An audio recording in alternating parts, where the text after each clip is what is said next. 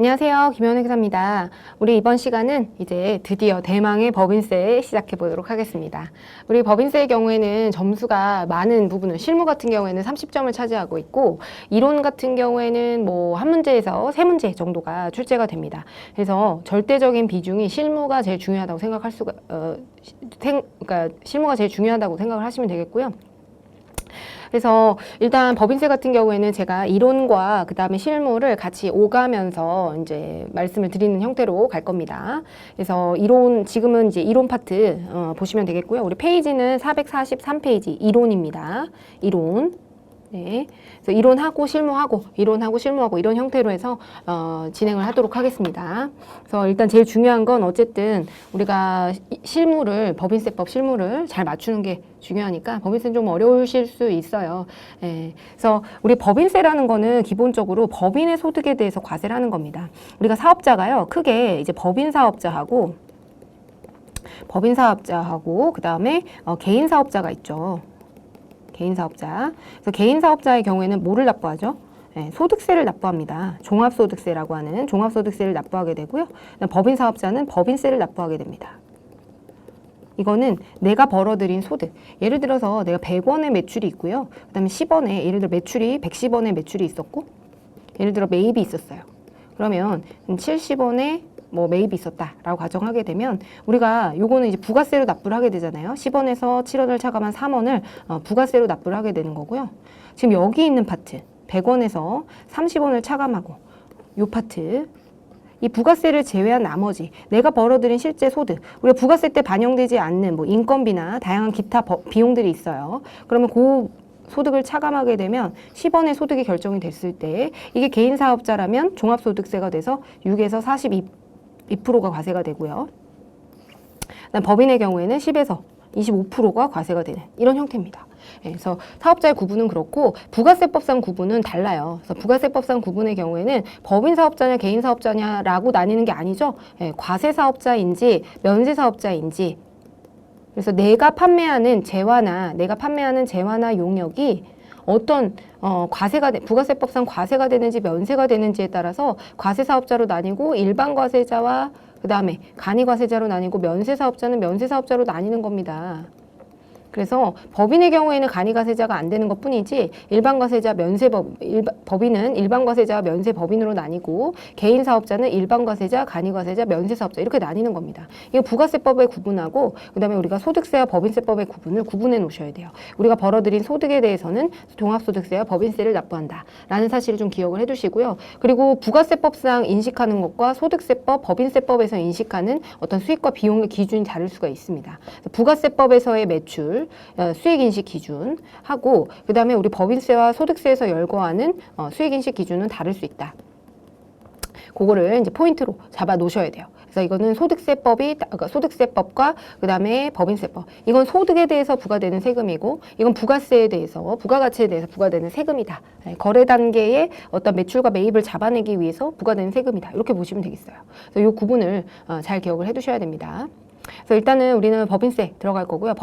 우리는 개인 사업자 종합소득세는 공부를 했고 이제 법인세를 공부해야 됩니다. 그래서 소득에 대해서는 개인소득세, 법인소득세로 구분하고 법인에 대한 소득세를 우리는 법인세라고 합니다. 자, 그래서 납세 의무자는요 법인이 되겠죠. 법인의 경우에는 개인 사업자하고 달리요 법으로 설립된 인입니다. 그래서 법인이고요. 개인의 경우에는 우리가 주민등록번호가 있잖아요. 개인은 다 주민등록번호가 있는데 법인의 경우에는 뭐가 있냐면 법인은 법원에서 등기를 통해서 설립이 됩니다. 그래서 법원 등기를 통해서 법인등록번호라는 게 생겨요. 법인등록번호가 생겨야 그 다음에 이 법원에서 등기를 해줘야 그 다음에 사업자 등록을 할 수가 있습니다. 그래서 사업자 등록번호는 우리 부가세법에 따라서 사업자 등록을 하게 되겠죠. 개인 사업자도 마찬가지예요. 주민등록번호는 있으니까 본인의 주민등록번호로 사업자 등록을 하는 겁니다. 그래서 사업자 등록번호가 나오는 그런 형태입니다. 어쨌든 법인의 경우에는 법으로 설립된 사람이다라는 걸 기억해 두시고요. 개인하고는 구분되는 거고 법인의 대표자와 법인의 개인인 이 자연인인 대표자하고 자연인인 대표자와 법인은 다른 사람인 겁니다. 그렇게 기억을 해두세요. 그래서 어쨌든 우리가 법인의 경우에는 내국법인과 외국법인으로 분류가 되고요. 설립 목적에 따라서 영리법인과 그 다음에 비영리법인으로 분류가 됩니다. 자, 그럼 어떤 내용인지 볼게요. 그러면 지금 우리 법인을 크게 이렇게 나눌 수가 있습니다. 내국법인과 외국법인, 영리법인과 비영리법인. 이거는 이제 관리 장소, 설립 목적, 키, 몸무게 이렇게 돼서 여기 보시면 내국법인이면서 영리법인일 수 있고요. 내국법인이면서 비영리법인일 수가 있습니다. 마찬가지로 외국법인이면서 영리법인, 외국법인이면서 비영리법인일 수가 있어요. 그래서 그렇게 되시면 되겠고, 이제 장소가 어디냐. 국내에 본점이나 주사무소를 두게 되면 내국법인에 해당이 되고요. 그 다음에 외국에 본점이나 주사무소를 두게 되면 그때는 외국법인이 됩니다. 그래서 일정 기준에 해당해야 외국법인에 해당이 되고요. 그렇게 되면 이 내국법인과 외국법인을 나누는 기준은 바로 납세 의무의 범위 때문이에요. 그래서 내국법인은 국내외 소득에 대해서 국내와 국외 소득 모두 다 벌어들인 소득을 과세하게 되고요. 외국법인은 국내 소득에 대해서만 과세한다. 영리법인은 벌어들이는 모든 소득에 대해서 과세하고요. 비영리법인의 경우에는 수익사업에 대해서만 과세를 하게 되는 겁니다. 그래서 우리가 연세대학교 보시면 연세우유라고 있어요. 연세대학교에서 우리가 뭐 예를 들어서 이 대학교에서 학업을 가르치죠. 교육비 매출이 있을 거예요. 교육비 매출은 우리가 이 비영리 목적, 교육이라고 하는 비영리 목적에 부합하는 것이기 때문에 이건 수익 사업이 아닙니다. 여기에 목적 사업이 되는 거예요. 이 연세대학교가 존재하는 이유가 되는 게 바로 이 교육을 하기 위해서 존재하는 거죠. 비영리 법인이 대표적인 비영리 법인에 해당이 되는데 이런 학술, 종교, 자선 이런 이익을 추구하지 않는 사업을 목적으로 하는 법인에 해당이 돼요. 그렇기 때문에 여기에 있는 교육비는 우리가 비영리 법인의 고유 목적 사업과 관련되어 있기 때문에 이건 과세 대상이 되지 않지만 우리 연세대학교에서 연세 우유를 팔아요. 예, 그거는 우리가 다른 경쟁자들이 있겠죠. 뭐 서울우유, 남양우유 이런 곳들하고 자유 경쟁 체제에서 어떤 동등한 혜택을 받아야 되잖아요. 여기는 과세가 안 되고 여기는 과세가 되고 이러면 여기가 더 유리하잖아요. 어쨌든 마진이 더 높아지기 때문에. 그렇기 때문에 수익 사업에 대해서는 다른 어떤 경쟁업체하고의 어떤 균이랑 경쟁, 동등한 경쟁 이런 것들을 지원해주기 위해서 수익 사업에 대해서는 이렇게 과세를 하는 겁니다. 네, 비영리법인일지라도요. 네, 그렇게 보시면 되겠습니다. 그리고 과세소득에 대해서 일단은 소득세는 기본적으로 열거주입니다. 그래서 열거되지 않은 소득에 대해서는 과세하지 않아요. 그래서 복식부기 의무자를 제외하고는 뭐 기계장치나 뭐 차량 운반구 이런 것들을 매각했을 때 원래는 과세되지 않는 것이 원칙입니다. 왜냐하면 열거가 되어 있지 않기 때문이에요. 그렇고요. 그 다음에 포괄주의 같은 경우에는 우리가 순자산이 증가하면 뭔가 내 자산, 우리 재무상태표에서 자산과 부채, 자산에서 부채를 뺀 게 뭐죠? 이걸 자본이라고 하고 이걸 또 순자산이라고도 해요. 어쨌든 이 순자산이 뭐예요? 내 자산에서 아파트가 있어요. 아파트 10억짜리가 있고요. 부채 5억이 있어요. 그 나머지가 뭐야? 이게 내 돈이잖아요. 은행 대출 5억, 아파트 10억 있을 때 내 돈이 얼마예요? 이 자산에서 부채를 뺀 게 결국 내 돈이잖아요. 그래서 이 돈이 뭔가 늘어났어. 내 자산이 늘어났어. 그러면 거기에 대해서 무조건 과세를 하겠다라고 하는 게 바로 순자산 증가설입니다. 법인세는 이런 포괄주의. 어쨌든 어떤 형태가 상관없이 뭔가 이 자본, 순자산이 늘어나는 형태를 가지게 되면 그때는 과세하겠다는 거예요. 그래서 법인의 순자산을 증가시킨 모든 거래에 대해서 과세하는 것이 포괄주의입니다. 이 컨셉을 기본적으로 가지고 계시면 돼요. 열거주의는 소득세에서는 우리가 열거되어 있는 소득만 과세가 되는 반면에 포괄주의 같은 경우에는 뭔가 나의 자산이 늘어나는 것은 모두 다 과세로 하겠다라는 게 포괄주의입니다. 네, 그래서 열거가 되지 않아도 뭔가 내 순자산이 늘어나는 현상이 하게 되면 거기에 대해서 법인세를 과세하겠다는 겁니다.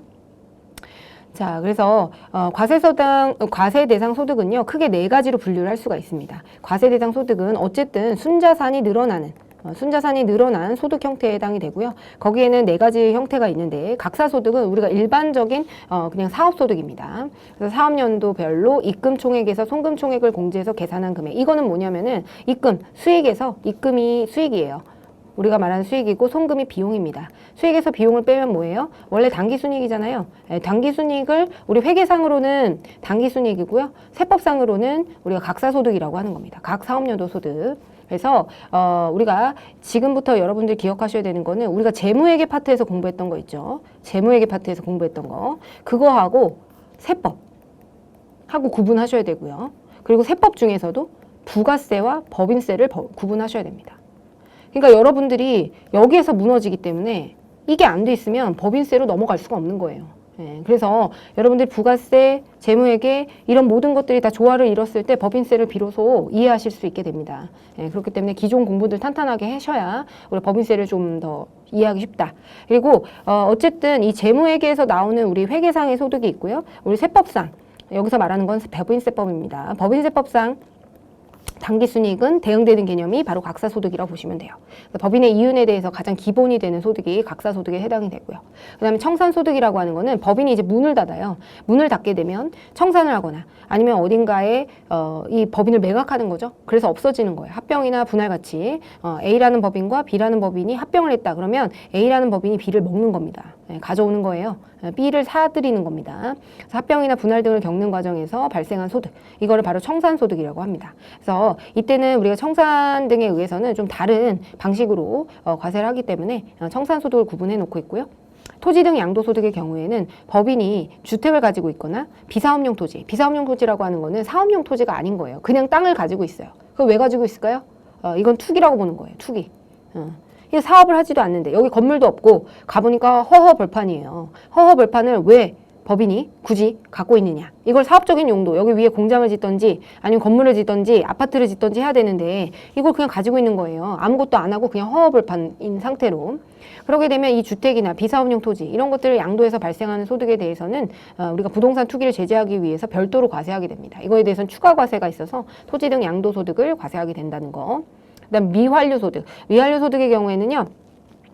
자기 자본이 500억을 초과하는 기업의 경우에 일정액 이상을 투자, 임금 등으로 사용하지 않게 되면, 그러니까 대규모 기업들, 대기업의 경우에는 일정액 이상을 투자하라는 거예요. 돈을 유보해 놓지 말고, 법인에 그냥 유보해 놓지 말고 이걸 바깥으로 풀으라고. 풀어서 우리 지금 고용 창출도 좀 하고 투자도 하고 그렇게 해서 우리나라 경제 성장에 이바지할 수 있도록 니네들이 번 거, 니네가 혼자 다 번 거 아니지 않냐. 그게 바로 이제 미환류 소득에 해당이 됩니다. 에듀윌 유료 회원만의 남다른 서비스.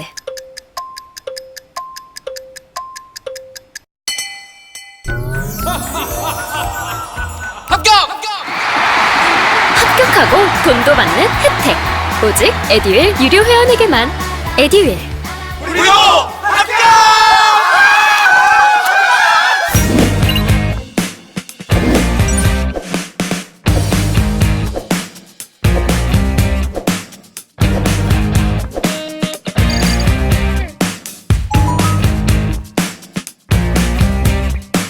법인이 이걸 유보하지 않고 그러니까 이거를 바깥으로 빼서 이제 투자를 하거나 임금에 지불하거나 이런 것들을 하지 않게 되면은 그냥 법인에 그대로 둬요. 자기 혼자 먹고 잘 살겠다고. 그러면 그거에 대해서 과세를 하겠다라는 겁니다. 그래서 미사용 소득에 대해서 미환류 소득을 과세하게 되고요. 어쨌든 우리가 기억할 건요. 우리는 지금 뭐를 집중적으로 공부하게 될까요? 우리가 공부하게 되는 거는 집중적으로 이 각사 소득을 공부하게 됩니다.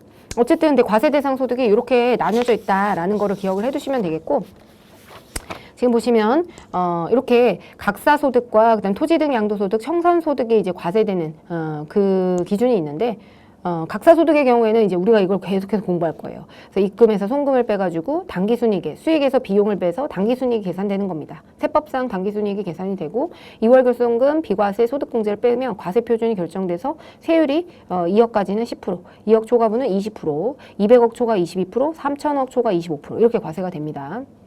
그렇게 되고요. 어쨌든 뭐 각사소득이든 토지 등 양도소득은 이 각사소득 과세할 때, 그러니까 우리가 법인세 과세할 때요. 법인세 신고서 보시면 거기에 우리 법인세 신고서 이렇게 입금, 송금, 각사소득 이렇게 쭉 있고 요 오른쪽에 토지 등 양도소득이라고 있어요. 그러니까 우리가 법인세 신고할 때 만약에 토지를 양도했으면 내가 가지고 있는 토지나 아니면 주택을 법인이 가지고 있던 주택이나 토지를 양도했어요. 해당 연도에. 그러면 이 각사소득 신고할 때 같이 여기에다가 작성해서 얘에 대해서는 추가 과세를 하는 겁니다. 양도가액, 내가 가지고 있던 내가 산 가액이 장부가액, 취득가액으로 되어 있겠죠? 장부가액은 취득가액으로 되어 있을 거예요. 내가 취득한 가액이 있을 거고 양도한 가액이 있을 텐데 이 차액분이 바로 과세 표준이 됩니다.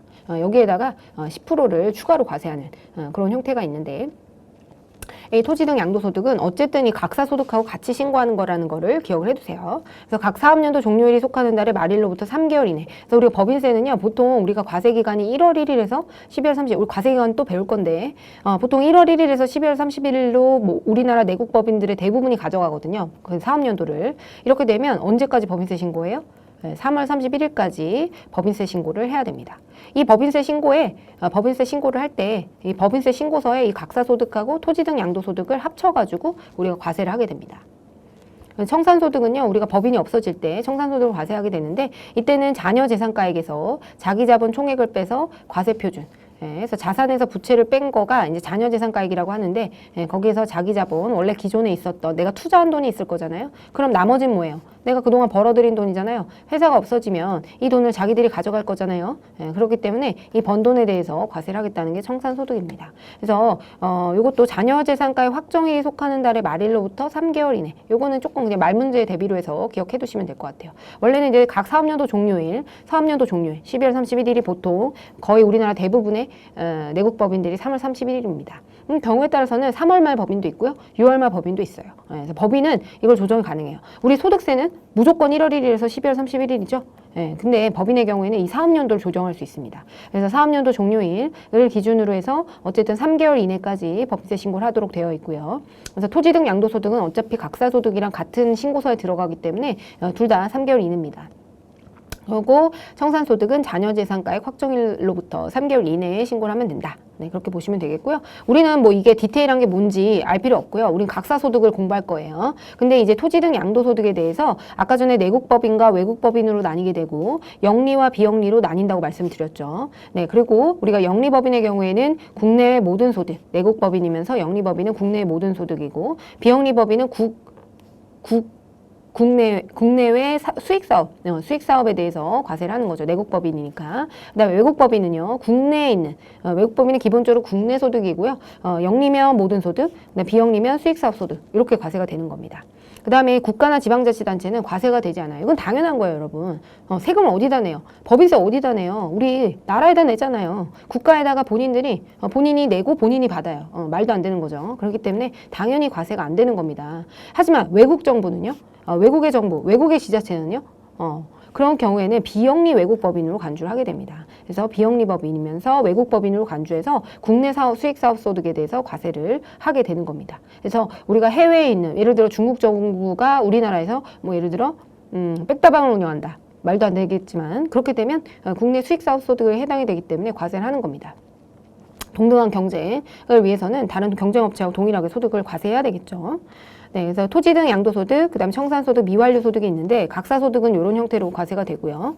그 다음에 토지 등 양도소득, 청산소득, 미완료소득. 자, 우리 토지 등 양도소득은 기본적으로 다 과세가 됩니다. 우리가 일단 국가지방자치단체는 아예 생각할 필요도 없어요. 국내에 있는 국가지방자치단체, 외국정부와 지자체는 여기 비영리 외국법인으로 속하게 된다. 네, 그렇게 보시면 되고, 우리가 국가나 지방자치단체는 당연히 어떤 소득에 대해서도 과세를 하지 않겠죠. 네, 과세를 하지 않는 거고요. 토지 등 양도소득의 경우에는 내국법인이든 내국 영리든 비영리든 영리든 비영리든 상관없이 이거는 뭐예요?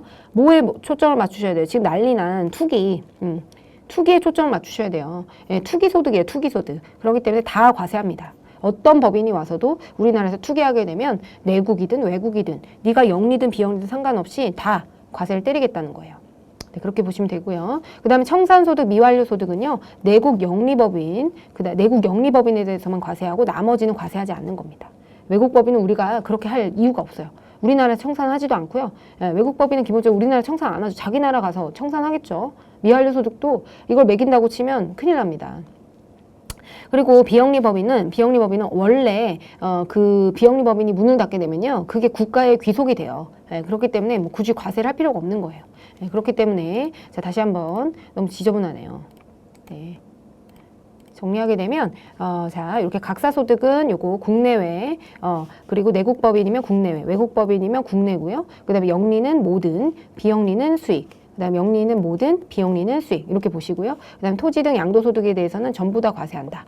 네, 전부 다 투기니까 전부 다 과세하고요. 그다음에 청산과 미완료소득은 국내, 내국법인이면서 영리법인의 경우에만 과세를 하게 됩니다. 자, 그럼 문제 한번 풀어보겠습니다. 자, 페이지가요? 페이지는 우리 445페이지예요. 이론하고 있습니다. 다음 중 법인세 납세 의무자와 과세 대상 소득의 구분이 맞지 않는 것은 이렇게 나왔네요. 자, 영리법인은 국내 원천소득이고 청산소득 과세하죠. 비영리법인은요, 국내외 원천소득 중에서 수익사업에서 발생한 소득이고 내국법인이니까 맞고요. 그 다음에 외국의 정부와 지자체는 외국의 비영리법인에 해당이 되죠. 법인세 납세 의무가 없는 것이 아니고 우리가 국내 원천소득 중에서 수익사업에 대해서는 당연히 과세를 해야 됩니다. 자, 그 다음 비영리 외국법인은 국내 원천소득 중에서 수익사업에서 발생한 소득. 네, 맞죠. 수익사업에 맞고요. 그리고 국내에 한정이 되는 게 맞죠. 그래서 이렇게 나오면 문제 푸실 수 있어야 됩니다.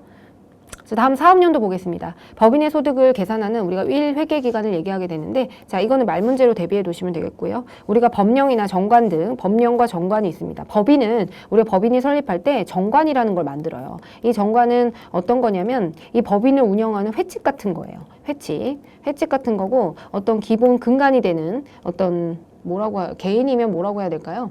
우리 집에 가훈? 이런 거예요. 가훈. 그래서 정관을 만들게 됩니다. 근데 이제 이것도 있고 법령도 있을 거예요. 법에서 열거하고 있는 경우. 어쨌든 우리가 금융보험법인의 경우에는 보험업법, 금융업법 여기에 적용을 받거든요.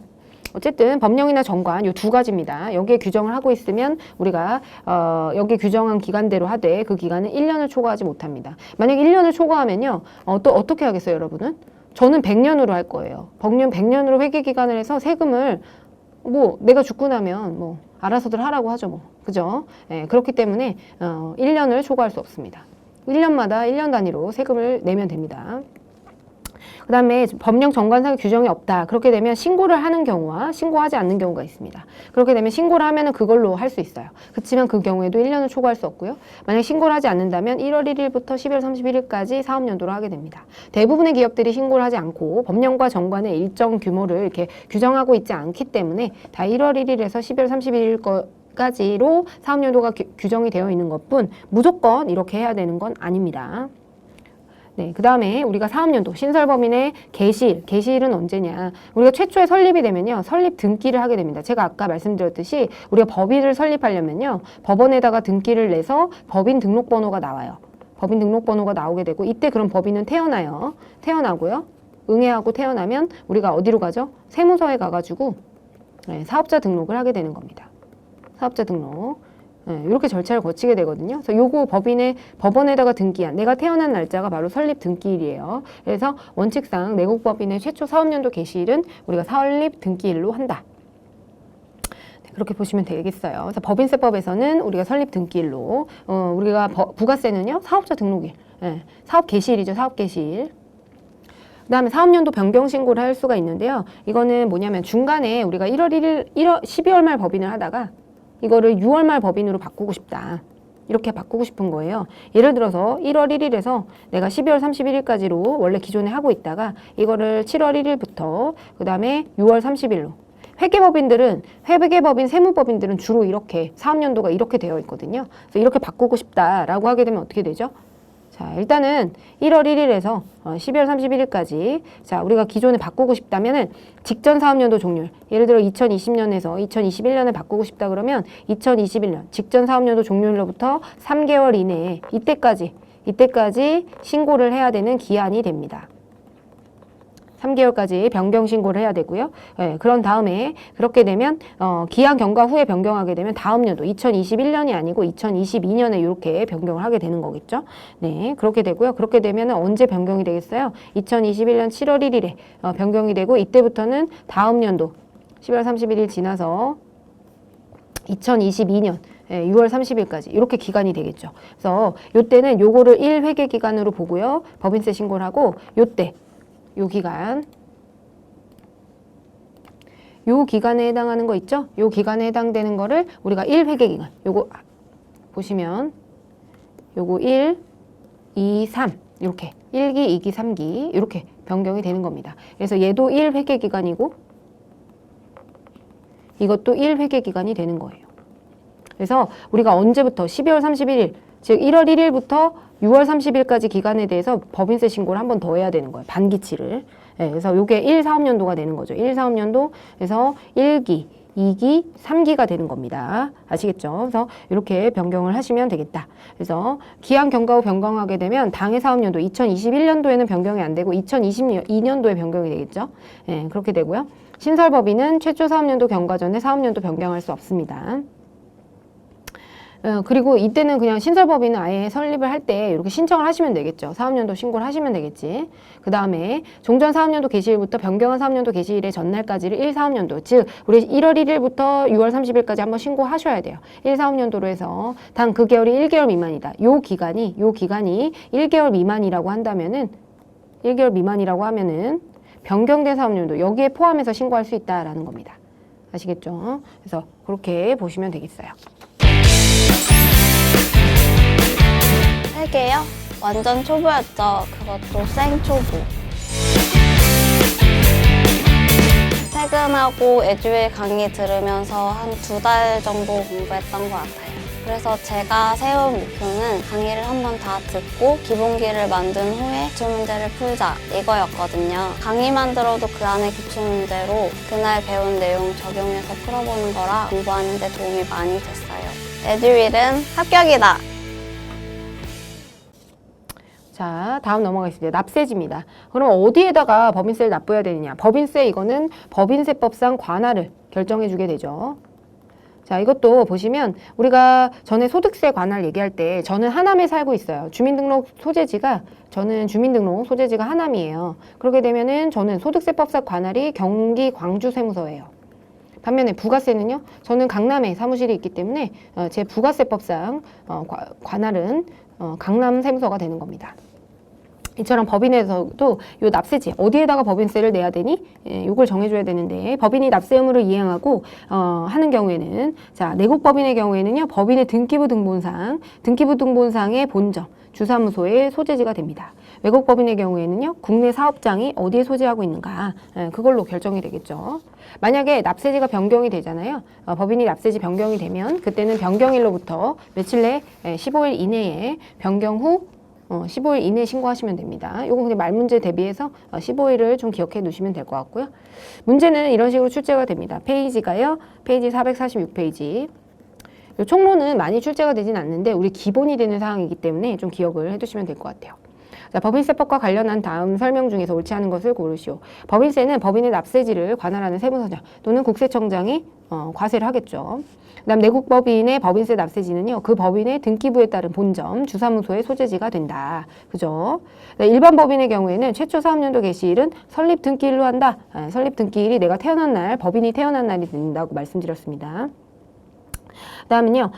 사업연도는 법인의 소득을 계산하는 1회계기간이고요. 법인의 정관을 정하면 12개월을 초과할 수 있다. 이렇게 된다면 저는 100년으로 한다고 말씀드렸죠. 그렇기 때문에 4번이 틀린 문장이 되겠습니다. 네, 이렇게 문제 푸시면 되겠고요. 자, 이게 제일 중요한 게 이제 세무조정과 소득처분. 우리 테마 2고요. 페이지는 446페이지입니다. 예, 제일 어렵기도 하고요. 이거 개념을 좀 이해하시려면 이거부터가 이제 저희를 포기하게 만들죠. 법인세를 포기하게 만드는 게 이제 우리가 처음 2번부터 세무조정 소득처분이 나오는데 여기서 우리는 많이들 좌절을 하시더라고요. 예, 근데 일단 저도 이제 최대한 설명을 잘할 수 있도록 해보고요. 이거를 완전하게 이해하지 못한다고 하더라도 우리가 계속해서 법인세를 하다 보면 이게 이제 몸이 체화가 되거든요.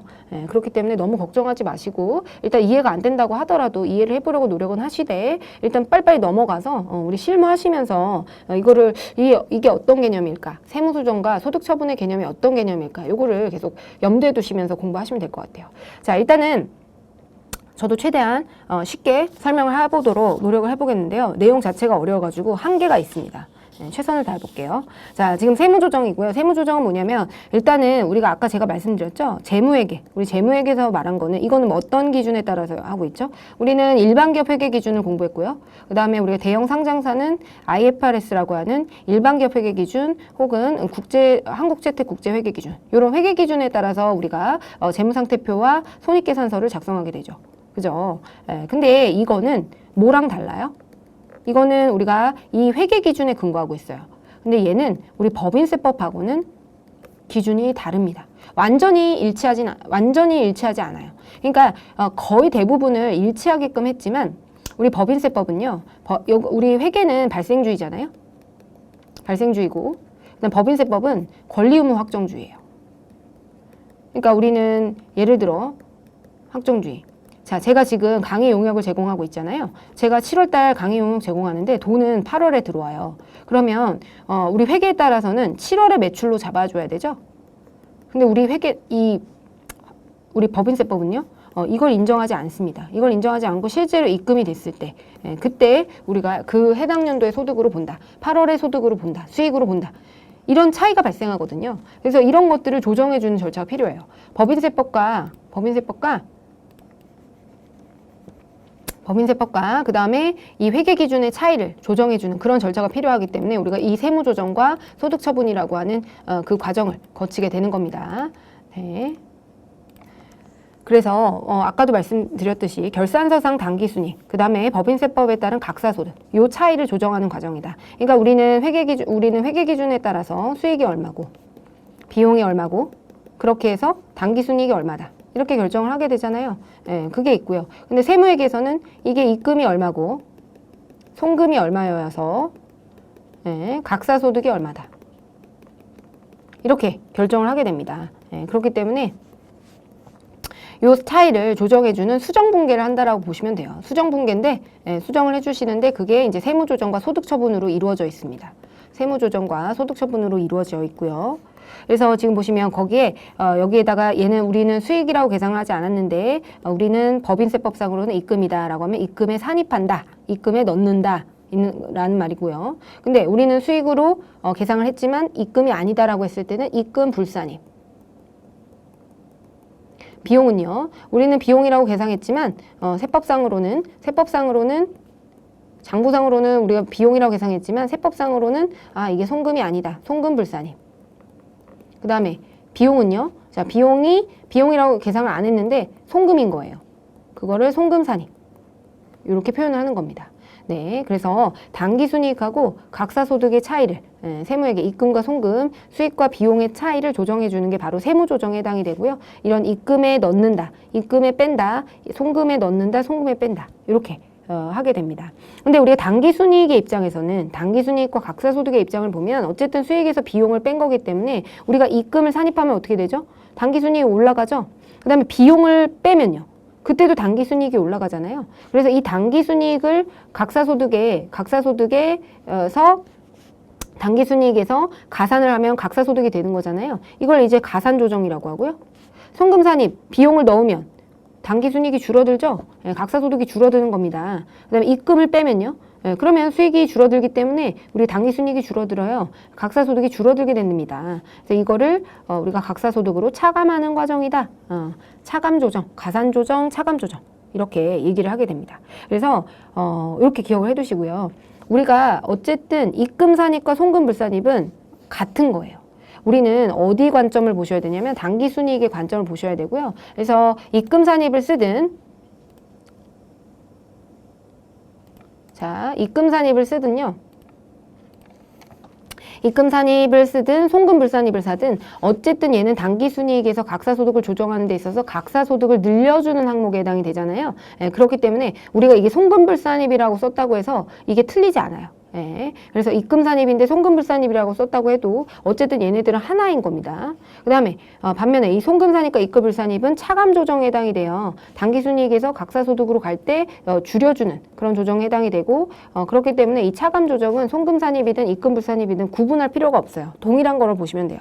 아시겠죠? 그래서 가산조정, 차감조정 어떻게 표현하든 상관이 없습니다. 그래서 입금산입이냐 송금불산입이냐 이걸로 막 싸우는 친구들이 있는데 싸울 필요가 없는 겁니다. 싸우실 필요 없고요.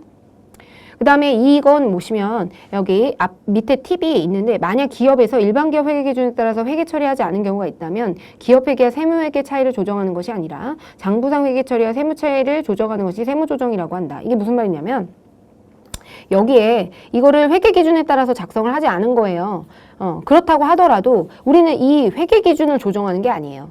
일단 장부상에 계상이 되어 있는 얘가 회계 기준을 작성했든 갭을 준수했든 말든 상관이 없어요.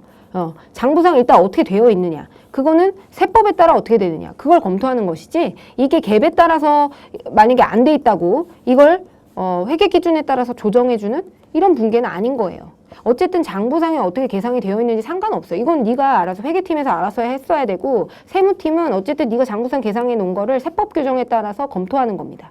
아시겠죠? 그래서 여기랑 여기랑은 이게 우리가 회계 기준에 따라 작성이 안 됐든지 상관없어요. 그냥 일단 회계상, 장부상에 결산이 어떻게 되어 있느냐, 재무상태표와 손익계산서가 현재 상태가 어떠냐, 이걸 보고 우리는 그냥 이게 세법상 어떻게 적용이 되는지 검토해가지고 조정해 나가는 게 바로 세무조정입니다.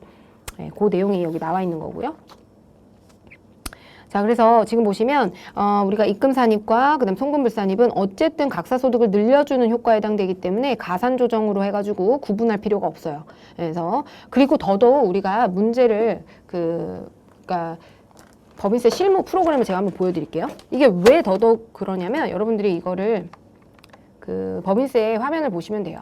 여기서 우리 소득금액 조정 합계표라는 거를 결국에는 이 세무조정들이 여기다 반영하거든요. 그래서 여기에 있는 입금산입, 송금불세 같이 있죠. 그래서 가산조정이 되면 여기다 적어주고요. 차감조정이 되면 오른쪽에 적어줍니다. 입금산입, 송금불산입. 그러니까 어쨌든 우리가 중요한 건 이 각사소득을 늘려주느냐 안 늘려주느냐. 여기서 당기순이익에서 요 늘려주는 항목이 있느냐 아니느냐 요것만 중요한 거예요. 그래서 우리는 소득금액 조정 합계표를 작성하기 위해서 이걸 공부하는 거예요. 그리고 여기에 들어오는 이 소득처분들 요거까지 공부하면 세무조정이 완성이 되는 겁니다. 알겠죠? 그러면 우리는 결과적으로 이 기업회계 기준의 당기순이익을 세무회계 기준의 소득으로 만들어서 어쨌든 우리가 하는 모든 과정, 지금 공부하는 과정은 우리가 결산이 되어 있잖아요. 회계 기준에 따라서 작성되어 있는 재무상태표와 손익계산서를 우리 세법상의 재무상태표와 손익계산서로 만들어주는 과정이다. 요것만 기억하시면 되겠습니다. 네, 그래서 어쨌든 입금산입, 송금불산입 같은 용어고요. 그 다음에 우리 각사소득을 줄이는 입금불산입, 송금산입은 같은 항목이다. 차감조정으로서 같은 항목이다. 예, 그렇게 보시면 되겠습니다. 구분할 필요가 없어요. 네, 그렇고요. 그리고 이제 세무조정의 유형을 보겠습니다. 이제 결산조정과 그다음 신고조정 요게 있는데 요거는 어쨌든 시점에 관한 거예요. 시점에 관한 건데요. 결산조정은 뭐냐면 우리가 결산서에 비용으로 계상을 하게 되면 그때는 송금으로 인정을 하는 거죠. 그런데 만약에 결산서에 비용으로 계상을 하지 않았어요. 그렇게 되면 자 우리가 결산서라는 거는 우리가 회계상으로 기록되어 있는 재무상태표와 손익계산서 회계팀에서 일단 작성하겠죠. 우리 재무회계 일반기업 회계 기준에 따라서 어쨌든 우리가 장부상에 계상을 해놨을 거예요. 이걸 결산서라고 해요. 근데 거기에 비용으로 계상을 했는데 비용으로 계상을 했어요. 그러면 우리가 세법상으로 송금으로 인정을 해줍니다.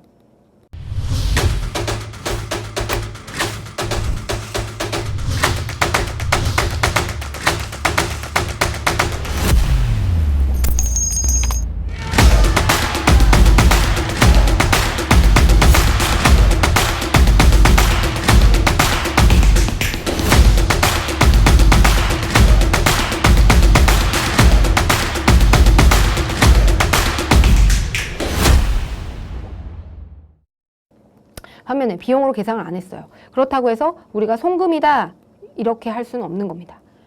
아시겠죠? 그래서 우리가 비용으로 계상 안 했으면 그래? 그러면 네가 이 해당사 비용으로 인정을 안 받겠다고 네가 선택한 거다 이렇게 보는 겁니다.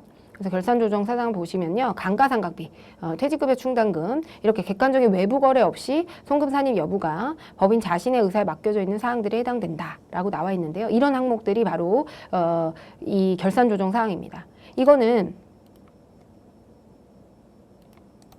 결국에는 우리가 비용 처리하고 싶으면 그때는 세법이 인정해 주겠다는 거예요. 장부상에 계상을 해야만 비용으로 계상을 해야만 우리가 세법상으로 인정을 송금으로 인정을 해주겠다는 거고 비용으로 이 계상을 하지 않으면 세법상으로도 당연히 네가 선택을 안 한 거기 때문에 선택 가능한 거 감가상각비, 퇴직급여 충당금 이런 것들은 사실상 우리가 세법으로 봤을 때는 우리가 일단 회계상으로 기록이 되면 그거에 대해서 우리 세법상으로 검토를 해주겠다라는 겁니다. 그래서 송금 산입 여부가 법인의 자신 의사에 맡겨져 있는 사항들이고요. 감가상각비 같은 경우에는 대표적으로 그래서 이런 회계 기준을 준수하지 않고 감가상각비를 계상하지 않게 되면 그때는 우리 세법상에는 조정이 아무것도 없는 겁니다.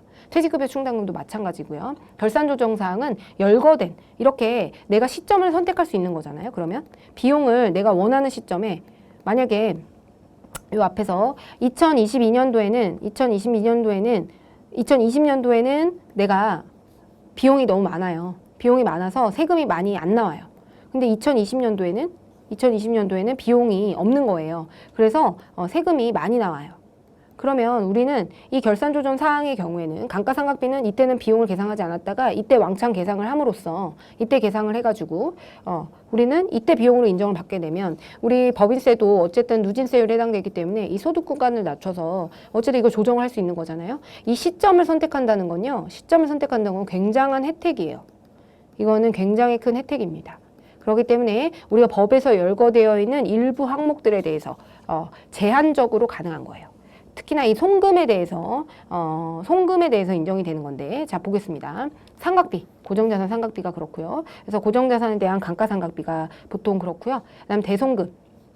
그래서 대송금에는 강제 대손사유, 소멸시효 완성채권의 경우에는 우리의 손익의 귀속 시기를 선택할 수 없습니다. 그거를 우리는 신고 조정 사항이라고 하게 되거든요. 그래서 이런 경우가 있고 임의 대손사유, 그러니까 내가 그 대손이 되는 대손 시점을 선택할 수 있어요. 언제 비용 처리를 할지 선택할 수 있는 대송금이 있습니다.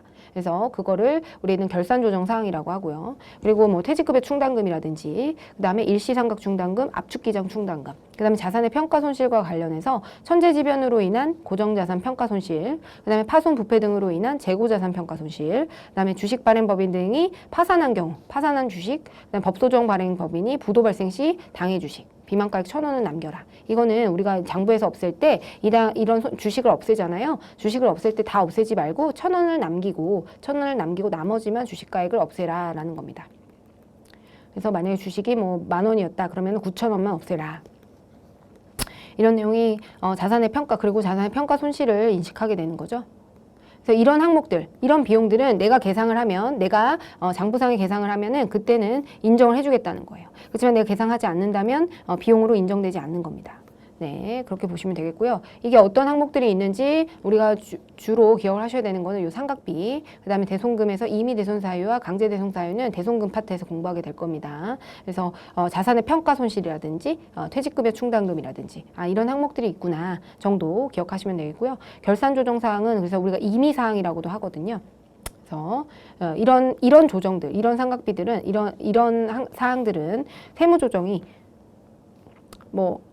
우리가 만약 계상하지 않았다고 해서 세무조정이 나오지 않습니다. 반면에 신고조정사항이라고 하는 거는 회사 계상액과 세법상의 금액의 차이가 있는 경우에는 반드시 세무조정을 해야 되는 거예요. 그러니까 우리가 세법상 어떤 귀속 시기를 선택할 수 없습니다. 그래서 우리가 장부상에 계상을 했든 안 했든 만약에 세법상 계상을 해야 된다. 그렇게 되면 우리가 안 한 경우에는 세무조정이 나오게 되는 거예요. 네,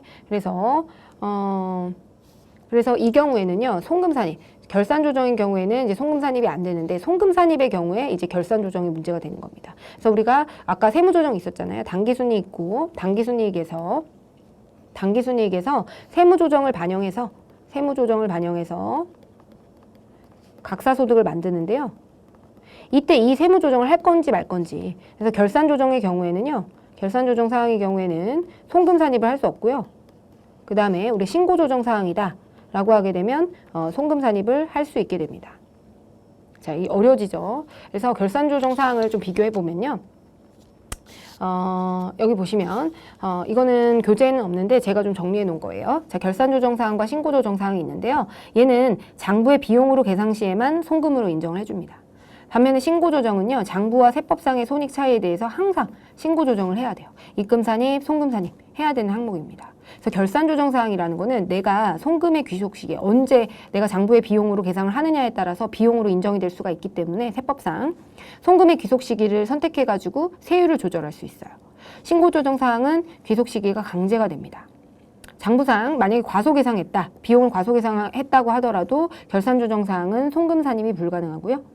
신고조정사항의 경우에는 송금산입이라고 하는 세무조정을 해야 됩니다. 비용을 과소계상한 경우에. 그래서 결산조정사항은 만약에 우리가 송금을 계상을 안 했을 때는 이 경정청구라는 걸 통해서 세금을 다시 돌려받을 수가 있는데, 결산조정사항들은 경정청구가 불가능하고요. 네가 안 한 거지, 네가 선택을 안 한 거야 이거고요. 신고조정의 경우에는 가능합니다.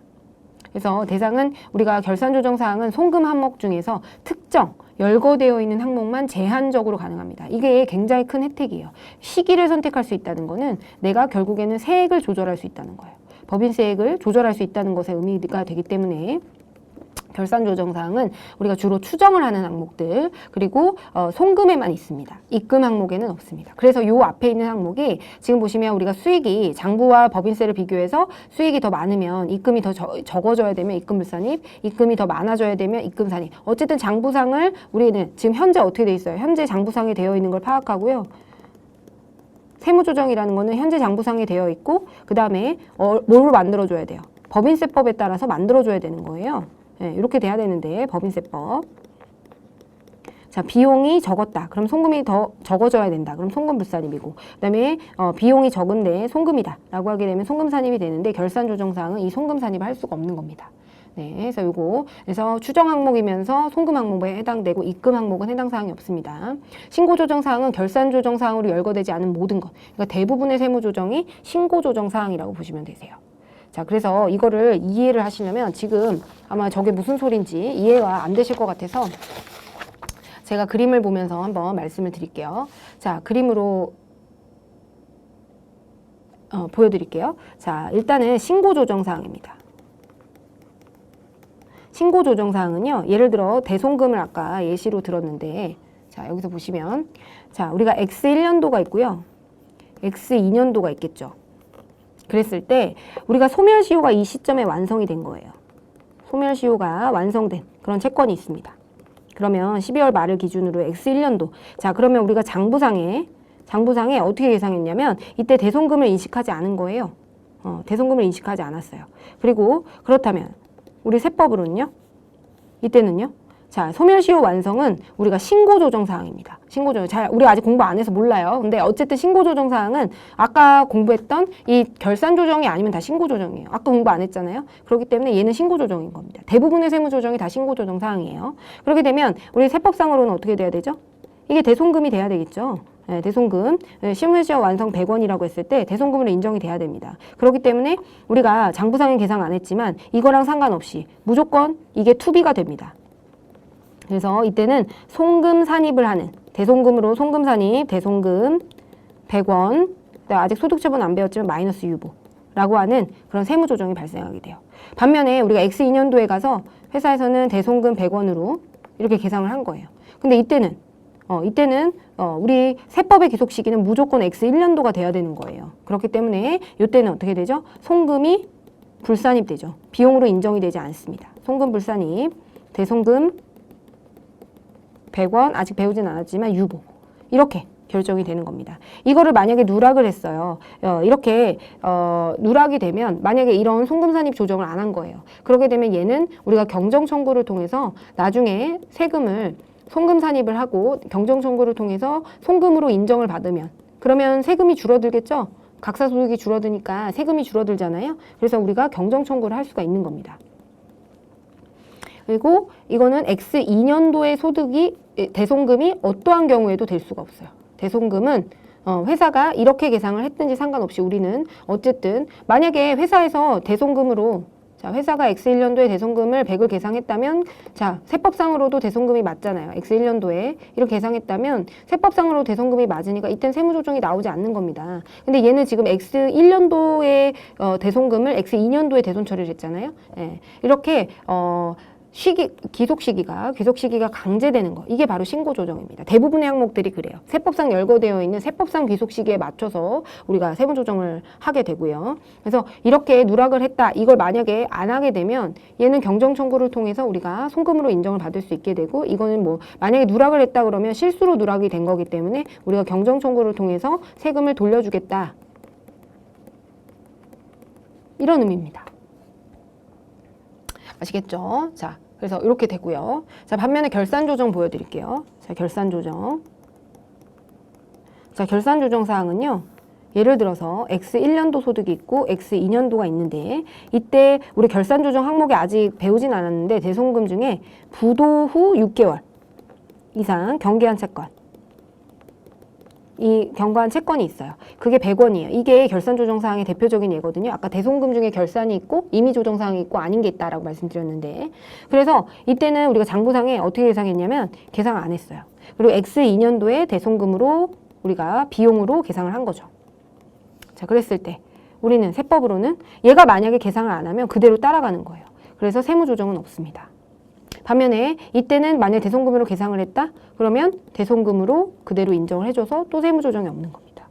만약에 얘가 반대로 X1년도와 X2년도에 이때 대손금으로 인정을 했다. 대손금으로 계상을 했다. 그러면 그걸 인정해 주는 거예요. 그래서 세무조정 발생하지 않고요. X2년도에는요. 이때는 계상 안 했겠죠? 그래서 아무 세무조정이 없는 겁니다. 이처럼 만약에 이때 우리가 그리고 나서 이때로 만약에 이렇게 신고를 하고 나서 X1년도 소득으로 1년도의 송금으로 인정받고 싶어요. 그렇다고 해서 싶어서 우리가 경정 청구를 하게 되면 그거는 인정이 되지 않는 겁니다. 왜냐면 너는 이때 선택을 할 수 있었는데 네가 선택을 하지 않은 거야. 선택을 하지 않았기 때문에 이거는 네가 미계상하는 것으로 대손금을 계상하지 않는 것으로 선택을 했기 때문에 이걸 뒤바꿀 수는 없는 겁니다.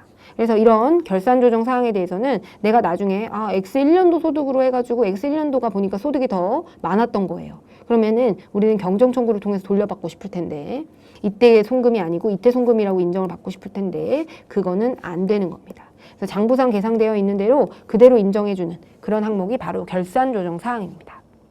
그래서 이렇게 신고조정사항과 결산조정사항 그리고 이렇게 결산조정사항은요 다시 한번 보면 송금 항목만 가능한 겁니다. 자, 그래서 송금 항목만 가능하게 되고요. 송금 항목 중에서 특정 열거되어 있는 이런 항목들 요 항목들만 결산조정사항이고 이거 외에는 우리가 결산조정사항이 되지 않는다. 네, 그리고 어쨌든 신고조정사항은 결산조정사항과 달리 얘는 송금산입, 만약에 송금이면 장부상 과소계상했다면 송금산입을 할 수 없고 신고조정은 송금산입해야 되고 귀속시기를 선택할 수 있는 반면에 신고조정은 강제가 되고 그다음 경정청구가 결산조정사항은 불가능하고 신고조정사항은 가능한 항목입니다. 그래서 이렇게 기억을 해두시면 되겠고요. 여기서 제일 중요한 건요. 어쨌든 여러분 제일 중요한 건 우리 앞에서 공부했던 요게 제일 중요합니다. 그래서 결산조정이랑 요거는 우리가 공부하시다 보면은 이해가 되실 거예요. 그래서 다시 한번 나중에 공부해보고 우리가 법인세법 진도 나가고 다시 한번 공부를 해보세요. 다시 읽어보시면 이해가 되시는 부분들 그런 것들이 있으니까 그렇게 보시고요. 일단 지금 제일 중요한 건 요겁니다. 우리가 세무조정이라고 하는 거는 우리가 회계상 세무회계, 그러니까 이건 세법에 근거하고 있고, 그다음에 기업회계, 우리 기업회계 기준에 근거해가지고 계상이 된 어떤 장부, 재무상태표와 손익계산서, 재무상태표와 손익계산서가 있는데 이 손익계산서의 수익과 비용 항목을 그다음에 세법상의 수익과 비용 당기순이익으로 만들어주는 그걸 입금, 송금, 각사소득으로 만들어주는데 그거를 우리가 입금산입, 송금불산입, 그다음에 송금산입, 입금불산입이라고 하는 가산조정, 차감조정으로 우리가 회계상, 세무상 각사소득을 순이익을 만들어준다라는 게 바로 세무조정이다. 그래서 손익계산서상의 우리가 순이익을 우리가 세법상 순이익으로, 그러니까 법인세법용 손익계산서를 만드는 과정이라고 보시면 돼요. 아시겠죠? 그래서 이렇게 보시고요. 우리 세무조정을 이제 이해하시고 그 다음에 우리 이제 소득처분 들어갈 겁니다. 그래서 이번 시간 여기서 마치도록 하겠습니다. 감사합니다.